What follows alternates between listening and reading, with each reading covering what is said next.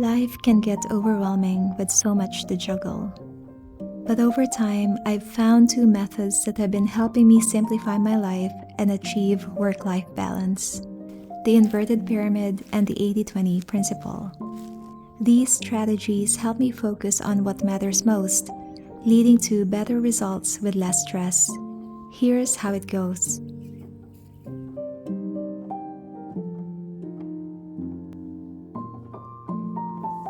It's easy to get caught in the busyness trap, overwhelmed by the thought of having to do so much each day. But I realize that what is important is seldom urgent, and what is urgent is seldom important. The inverted pyramid concept helps me to not only organize key areas in my life, but also see how much time and energy I'm giving them. I notice that when I get busy, it's easy to operate on autopilot and become less reflective about why I do the things I do. I was busy, yet I felt unfulfilled because of the imbalance in my life. And so I did some reorganizing to my list of priorities and how much time I actually allot to each. Here's how my pyramid looks now.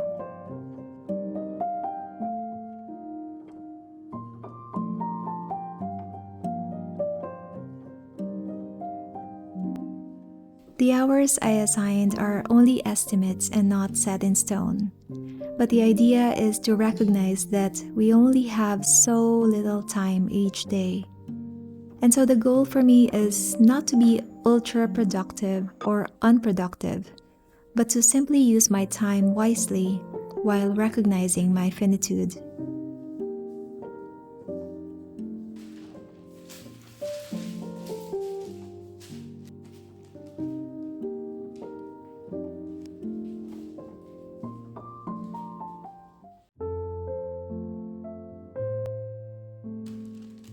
The inverted pyramid method may seem intuitive, but when life gets busy, it's easy to get distracted and forget what our true priorities are.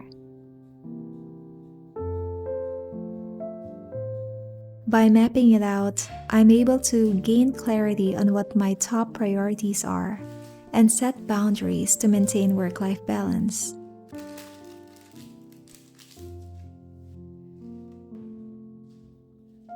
It's recognizing that nothing we create will ever match the perfection in our mind. And when we realize this, it's actually liberating, because only then can we let go of the control to do it all and to focus instead on what truly matters. If you've been feeling overwhelmed and lacking balance in your work and personal life, you may want to try the inverted pyramid method. Take the time to sit down and reflect on your priorities and how much time you invest in them. Are you spending too much time on things that don't truly matter? Or are you neglecting what's most important? Taking a closer look at how we allocate our 24 hours can reveal any imbalances that leave us feeling stressed, unhappy, and unfulfilled. When we identify what's disrupting our sense of balance, the next step is to trim away the excess and realign with what truly matters. Because if anything costs you your peace, it's too expensive.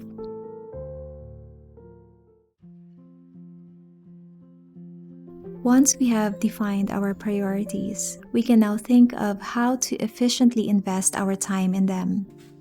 This is where the 80-20 principle or Pareto principle comes in. It explains that 80% of our outcomes come from just 20% of our efforts. In simple terms, if you're going to spend time on something, spend it on what matters most. This principle is an invitation to think more critically as we identify the crucial top 20% of input, such as tasks, actions, or relationships that yield the highest return, and prioritize them over dozens of things with lower impact. In other words, focus on the vital few, not the trivial many. We all know that everything is nice and rosy in the abstract. And so I want to give you a real example on how I implement the 80-20 principle in my life. Instead of tackling my entire to-do list in my job, I prioritize high-impact tasks that drive more revenue for my clients. Instead of sporadic long workouts, I focus on short, daily exercises like 15-minute yoga or brisk walks, which deliver better results over time.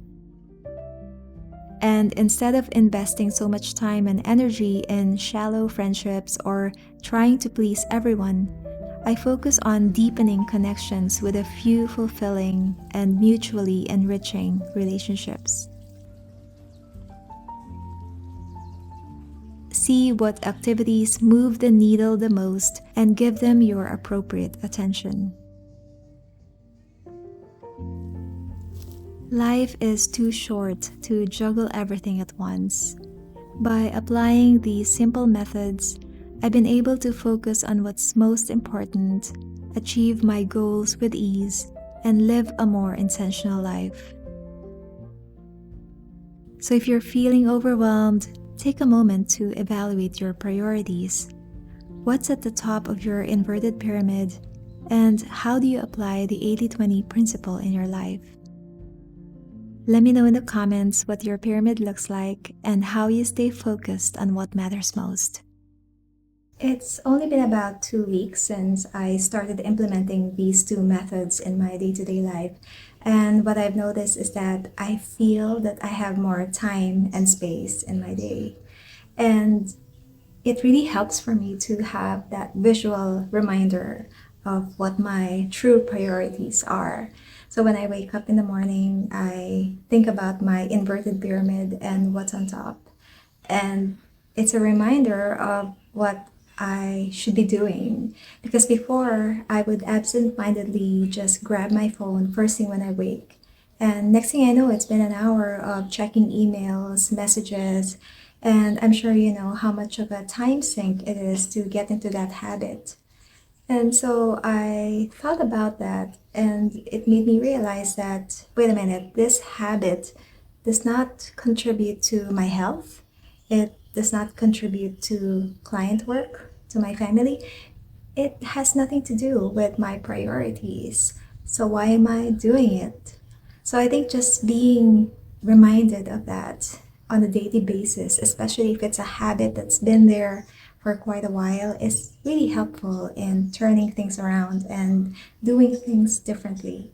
But for me, it's not just about the phone. Sometimes I would get on my desk and I look at the time and I see that there's still some time left. Maybe I can squeeze in a few more tasks to make tomorrow lighter. But then in reality, the tasks just never end. There's always something more, something new the next day.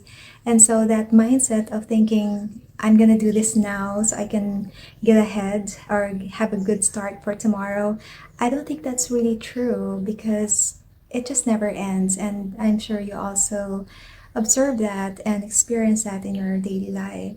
I think if we make it a habit to reflect on why we do the things we do, it becomes clearer to us where and how we should be spending our time, because it's easy to just get swept away by our thoughts. You know, it's good to question why we do the things we do and not just act on impulse, because I believe that is really primary if we want to change a habit and adopt a healthier one, a healthier approach. So with that note, thank you once again for watching this video. I hope it has been helpful and valuable for you. Let me know in the comments if you have questions or you wanted to share something. I always look forward to reading your comments and responding to them. Wishing you a wonderful year ahead, and I hope to see you again in my next video.